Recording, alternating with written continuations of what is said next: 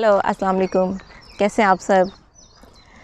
मैं इस वक्त बाहर पार्क में बैठी एक बुक पढ़ रही हूँ, कलंदस्तीनी, और इसमें छोटे छोटे से बड़े इंटरेस्टिंग अफसाने हैं। और एक अफसाना मैंने पढ़ा सैर, जो कि मुझे अच्छा लगा, तो मैंने सोचा कि मैं आपसे भी शेयर करूँ।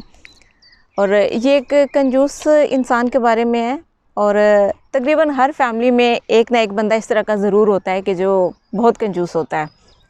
तो जो लोग यूरोप में आते हैं वो ज़ाहिर जिन तकालीफ से और मुश्किलात से पैसे जमा करते हैं, तो वो थोड़े बहुत कंजूस हो ही जाते हैं।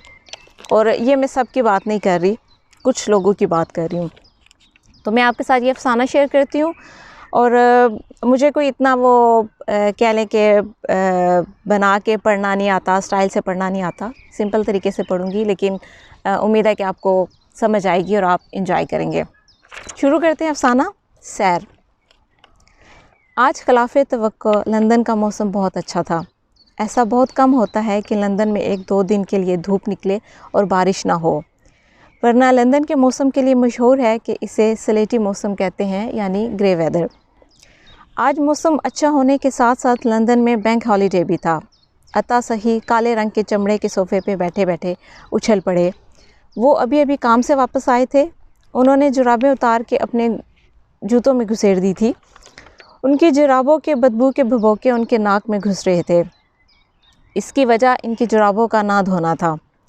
इनके ख्याल में जुराबें धोने के लिए वॉशिंग मशीन चलानी पड़ती है, जो कि पानी से चलती है और उसका बिल आता है, और पानी इस्तेमाल होता है, उसका भी बिल आता है, और इसके साथ साथ कपड़े धोने वाला वॉशिंग पाउडर भी इस्तेमाल होता है, जो कि उनकी मर्ज़ी के बगैर कोई इस्तेमाल नहीं कर सकता था। उन्होंने एक ख़ास किस्म का चमचा रखा हुआ था, जिससे वॉशिंग मशीन के इस ख़ास डिब्बे में पाउडर डालने से बाहर नहीं गिरता था। अता सही कंजूसों के इमाम थे। उन्हें लंदन में रहते हुए 40 साल हो चले थे। उनके 2 मकान थे, जो कि ख़ास इंग्लिस्तान में बसे पाकिस्तानियों की ज़बान में फ़्री होल्ड थे, यानी उनकी मॉर्गेज अदा की जा चुकी थी। उन्होंने मालियत भी लगा रखी थी। पाकिस्तानी रुपयों में दोनों मकानों की कीमत तकरीबन 15 करोड़ थी।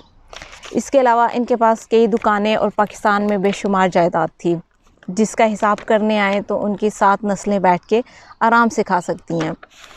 लेकिन ना जाने उन्हें कंजूसी करने में क्या मज़ा आता था। 2 जगह से पेंशन भी आती थी। इसके अलावा सोशल सिक्योरिटी, बेरोज़गारी अलाउंस भी वसूल करते थे, और इसके साथ साथ एक दुकान पर गैर कानूनी तौर पे काम भी करते थे, और वो वहाँ से 1000 से लेके 1500 पाउंड तक आसानी से कमा लेते थे।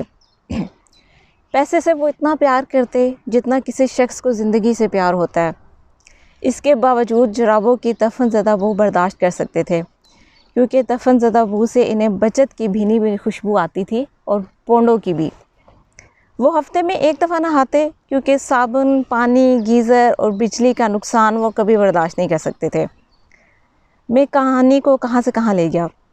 सोफ़े पर बैठे बैठे वो इसलिए उछल पड़े थे क्योंकि उन्हें भी एक अदद छुट्टी थी, और मौसम का हाल सुनते और देखते ही वो इसलिए उछल पड़े थे क्योंकि कल पूरा दिन सूरज निकलना था।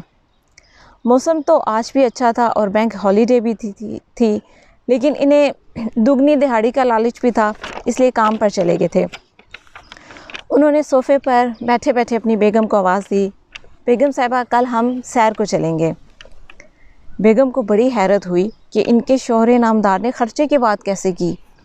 उन्होंने अपनी बेगम से कहा, खाना खाकर मैं इसी पेट्रोल पंप पर जाऊंगा, क्योंकि वहाँ पेट्रोल बिना मिलावट के मिलता है और बाज़ार से 5 पैनी सस्ता भी मिलता है। बेगम ने बावर्ची खाने से ही जवाब दिया, लेकिन वो पेट्रोल पंप तो 35 किलोमीटर दूर है और आपका पेट्रोल भी खर्च होगा। उन्होंने जवाब दिया, इससे कोई फ़र्क नहीं पड़ता, खालिस पेट्रोल से गाड़ी ख़राब नहीं होती। बेगम ने मज़ीद पूछा, लेकिन इस पेट्रोल पंप में ऐसी कौन सी ख़ास बात है? उन्होंने कहा, बेगम, वहाँ से असेंबली के मेंबरान पेट्रोल भरवाते हैं, इसलिए वहाँ पर मिलावट की गुंजाइश नहीं। लेकिन यहाँ लंदन में कौन मिलावट करता है? बेगम ने पूछा। सखी साहब ने मज़ीद पक्का करने के लिए कहा, दुनिया में हर जगह मिलावट होती है, लंदन कोई निराला तो नहीं। इसके बाद मेज़ पे खाना चुन दिया गया। सखी साहब सरसरी से हाथ धोकर खाना खाने में मसरूफ़ हो गए। جب کھانے کی میز پر ان کی نظر کوکا کولا پر پڑی تو بیوی پر برس پڑے۔ بیگم، اتنی مہنگی کوکا لانے کی کیا ضرورت تھی؟ یہ 1.5 پاؤنڈ کی 2 لیٹر والی بوتل، تمہیں کتنی دفعہ کہا ہے کہ وہ سستی والی کوکا کولا لایا کرو۔ وہ 2 لیٹر کی کوکا کولا 17 پینی کی آتی ہے، اور اب تو انہوں نے اسپیشل آفر بھی لگا دی ہے 13 پینی۔ بیگم نے کہا، میں گئی تھی لیکن دکاندار کہنے لگا پورا کنٹینر منگوایا تھا، آج ہی ختم ہوا ہے۔ اسٹور میں بھی تو پڑی ہوئی تھی، وہ نکال لیتی، وہ تو کب کی خراب ہو چکی ہے، اور اس کی تہ میں چینی صاف نظر آتی ہے اور اوپر کالا پانی۔ ارے بیوقوف، اس کو شیک کر کے پیا جا سکتا ہے، یہ چیزیں جب تک کھلے نا خراب نہیں ہوتی۔ ارے ہاں، یاد آیا، حاتم کدھر ہے اور باطن بھی نظر نہیں آ رہا؟ وہ دونوں عشاء کی نماز پڑھنے گئے ہیں۔ وہ کھانا کب کھائیں گے؟ دونوں کہہ رہے تھے کہ ہم لوگ یا تو ڈنر کر لیں گے یا فش اینڈ چپس کھا لیں گے۔ بیگم، تمہیں کتنی دفعہ کہا ہے ان باتوں کا خیال رکھا کرو، یہ فضول خرچی ہے، گھر میں ہر چیز موجود ہے، آٹا، چینی، حتیٰ کہ کوک بھی۔ اچھا اب چھوڑیں بھی، اتنی بھی کیا بچت کرنی۔ بیگم، تم نہیں جانتی، اس طرح فضول خرچی کرنے لگیں تو قارون کا خزانہ بھی ختم ہو جائے۔ آپ تو خواہ مخواہ بچوں کے پیچھے پڑے رہتے ہیں، اب تو وہ دونوں شادی شدہ ہیں۔ اچھا خیر، جب وہ آئیں تو انہیں کہہ دینا کہ کل ہم لوگ سیر کو جائیں گے۔ سخی صاحب نے جلدی جلدی کھانا کھایا اور باہر جا کے گاڑی کی حالت دیکھنے لگے۔ اچانک ان کے کانوں میں بیوی کی بلند و بالا آواز سنائی دی، آپ کا ٹیلی فون آیا ہے۔ انہوں نے باہر سے ہی جواب دیا، کہہ دو میں گھر پر نہیں ہوں، آپ کے بڑے بھائی صاحب کا فون ہے۔ سخی صاحب جھٹ سے گھر میں داخل ہوئے اور ریسیور ہاتھ میں لے کر بات چیت کرنے لگے۔ ان کی عادت تھی کہ اگر کوئی دوسرا شخص فون کرے تو لمبی بات کیا کرتے تھے، کیونکہ وہ جانتے تھے کہ ان کا بل نہیں آئے گا۔ بات ختم کر کے ریسیور چونگے پہ رکھتے ہی کہنے لگے، ارے بھائی، کل بھائی جان بھی اپنے بچوں کے ساتھ سیر کو چلیں گے، انہوں نے اسی لیے فون کیا تھا، اور ہاں وہ پکوڑے، سموسے اور روٹیاں بنا رہے ہیں۔ تم بھی ایسا کرو، پراٹھے اور اس کے ساتھ کوئی اور چیز بنا لو، فنگر چپس اور شامی کباب ضرور بنانا۔ اتنا کچھ ہو کہ اگر دوپہر میں ہم لوگوں کو بھوک لگے تو پیٹ بھر کے کھا سکیں، جو بچ جائے گا وہ ہم لوگ شام کو کھا لیں گے۔ تمہیں تو پتہ ہے راستے میں کھانے پینے کی چیزیں کتنی مہنگی ہوتی ہیں۔ ایک بڑا کارٹن 2 لیٹر والی پانی کی بوتلوں کا بھی رکھ لینا۔ ہاں یاد آیا، 7، 3، 4، 33 لیٹر چھوٹی جو پانی کی بوتل ہوتی ہے، خالی پانی کی بوتلیں بھی رکھ لینا۔ اب ہر جگہ بندہ بڑی بوتل تو اٹھا کے نہیں جا سکتا نا۔ اب میں چلتا ہوں، باطن اور حاتم جب آئیں تو انہیں کہنا تیار رہیں۔ ان سے کہنا ایسے کپڑے پہن کے نہ جائیں جو کہ استری کرنے پڑیں، تمہیں تو پتہ ہے استری سے بجلی کا کتنا نقصان ہوتا ہے، میٹر بہت تیز گھومتا ہے اور خواہ مخواہ بل میں بھی اضافہ ہوتا ہے۔ اب جائیں گے یا باتیں ہی بناتے رہیں گے؟ اچھا بھائی جاتا ہوں، پہلے تم مجھ سے بات کرنے کو ترسا کرتی تھی اور اب جان چھڑاتی ہو، پہلے کی بات اور تھی اور اب اور۔ اب خدا حافظ۔ دروازہ بند کرنے کی آواز آئی۔ صبح سویرے عطا سخی صاحب کے باورچی خانے میں کھڑ کھڑ شروع ہو گئی۔ سیر پہ جانے کے لیے چند چیزیں تو تیار ہو چکی تھی اور باقی ان کی بیگم تیار کر رہی تھی۔ عطا سخی صاحب کو کوکا کولا کی سستی بوتلیں لینے گئے تھے اور وہ دکان پر کنٹینر کے انتظار میں بیٹھے ہوئے تھے۔ جس دکان سے یہ سستی 13 پینی والی 2 لیٹر کی کوکا کولا ملتی تھی، نہ وہ دکان کھلی تھی اور نہ ہی کنٹینر آیا تھا۔ سخی صاحب کو 4 گھنٹے کے انتظار کے بعد ان کی مطلوبہ کوکا کولا ملی۔ اب تک 10 بج چکے تھے اور سارے گھر والے ان کا انتظار کر رہے تھے، ان کے بیٹے، بہویں اور ان کے بچے۔ سخی صاحب کی گاڑی کے انجن کے بند ہونے کی آواز آئی۔ جیسے ہی سخی صاحب وارد ہوئے، سب نے جلدی جلدی اشیاء خورد و نوش گاڑی میں رکھنا شروع کیں۔ گھر سے ان کے قافلے کو نکلتے نکلتے 11 بج چکے تھے۔ اب تو کوئی نہیں جانتا تھا کہ کہاں جانا ہے، اس لیے سخی صاحب نے نکلنے سے پہلے سب کو بتا دیا تھا کہ ہم لوگ برائٹن جا رہے ہیں۔ اس لیے جانے کے لیے ایک ایسا راستہ اختیار کرنا ہوگا جہاں روڈ ٹیکس نہ دینا پڑے۔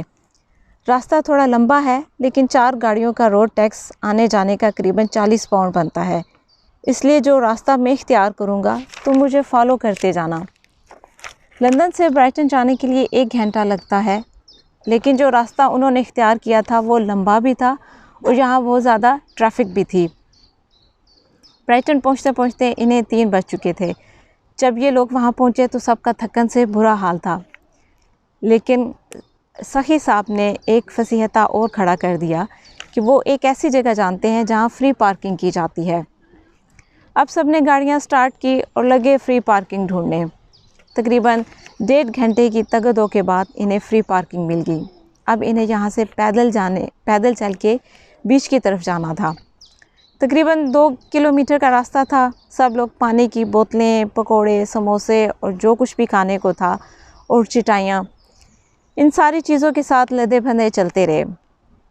ٹھیک 1 گھنٹہ یہ لوگ اس تکلیف دہ حالت میں چلتے رہے اور بالآخر بیچ پر پہنچ گئے۔ چٹائیاں بچھائیں اور روٹیاں، پراٹھے، سستی کوکا کولا، ان ساری چیزوں کو دسترخوان پر چن دیا گیا۔ روٹیاں اور پراٹھے ہاٹ پاٹ میں پڑے نمی کی وجہ سے گیلے ہو چکے تھے۔ فنگر چپس، شامی کباب، سموسے اور پکوڑے بھی خراب ہو چکے تھے۔ کوکا کولا شکر کولا بن چکی تھی۔ سب کو بھوک اتنی سخت لگی تھی، دسترخوان پر کوئی چیز نہ بچی۔ جیسے ہی سب نے کھانے سے فراغت حاصل کی، سخی صاحب نے فرمان جاری کیا، واپس چلنا ہوگا کیونکہ گاڑیاں دور کھڑی کی ہیں اور ان تک پہنچتے پہنچتے 1 گھنٹہ لگے گا۔ توہن کرہن سب نے اس نادر شاہی حکم پر عمل کیا اور خالی کاغذ، بوتلیں، ڈبے انہوں نے بن کی نظر کیے اور چٹائیاں لپیٹ کر انہوں نے بغل میں داب لیں۔ اس طرح یہ قافلہ دوبارہ گاڑیوں کی طرف روانہ ہوا۔ جیسے ہی گاڑیوں کے پاس پہنچے، سب نے خدا کا شکر ادا کیا کیونکہ اب یہ لوگ 1.5 گھنٹے میں پہنچے تھے۔ گاڑیاں سٹارٹ کی اور گھر کی راہ لی۔ جب گھر پہنچے تو رات کے 11 بج چکے تھے۔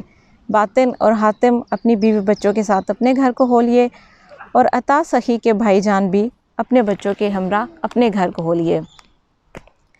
یہ افسانہ تھا اور آپ دیکھیں کہ 1 دن پہلے اس سیر کی تیاری کی گئی اور سیر کیا تھی، بس وہاں پہ جو ہے وہ کھانا کھایا گیا اور سخی صاحب اگر یہی کھانا جو ہے اپنے گھر کے لان میں چٹائی بچھا لیتے اور وہاں پہ کھا لیتے تو شاید ان کی مزید بچت ہو جاتی۔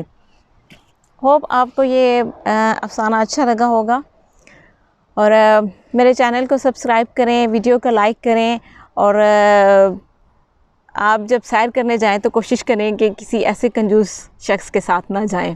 اپنا خیال رکھیں، دعاؤں میں یاد رکھیں۔ اللہ حافظ۔